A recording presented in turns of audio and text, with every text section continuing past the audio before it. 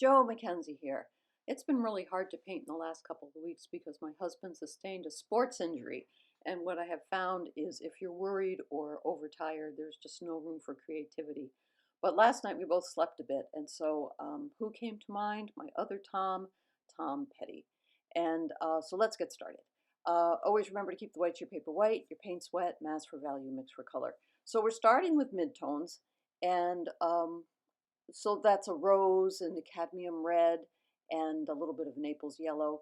Um, Always starting with almost like what you would call like a rainbow. I think of it as, it's a funny thing, I think of it like a layer cake. Oh, all my analogies are food related, but cake, looking for layers. Or as Mary Berry says on the Great British Bake Show, she says layers, something like that. Anyway, so I'm looking for those different layers. I'm looking for lights, mediums, and darks, and trying to stay in the medium range as I do what I call my first pass. And, and most of his face, because he's a Caucasian male, is sort of in the midtones, tends to be kind of light skinned.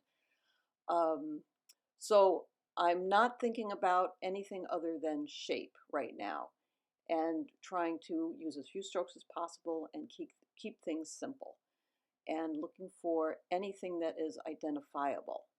And again, painting around the whites. I don't use white out at all. That just stifles me. Or if I use white out, the other thing that happens is when I go to take it off, it looks like a Band-Aid's been ripped off of the painting, and it's just jarring. And I don't know why I'm such a klutz with it, but I am. So still dealing with midtones here. So nothing is really dark, and except the white. But in contrast, I can see that the whites are really white. So I do have something I can judge my value by. I'm using the white of the paper to judge my midtones, and compared to the white of the paper, everything I put in so far could be considered a midtone. Now that'd be different if you were painting in a high key, but I'm not painting in a high key. I'm painting across the whole spectrum using values 1 through 10. So when I talk about midtones, those midtones tend to be about number 5 or number 6. Now I've tipped over by adding some blue to my midtone colors because I don't want to mix new colors, otherwise they won't really be cohesive with what I've used so far. So I'm sort of building on colors I already have.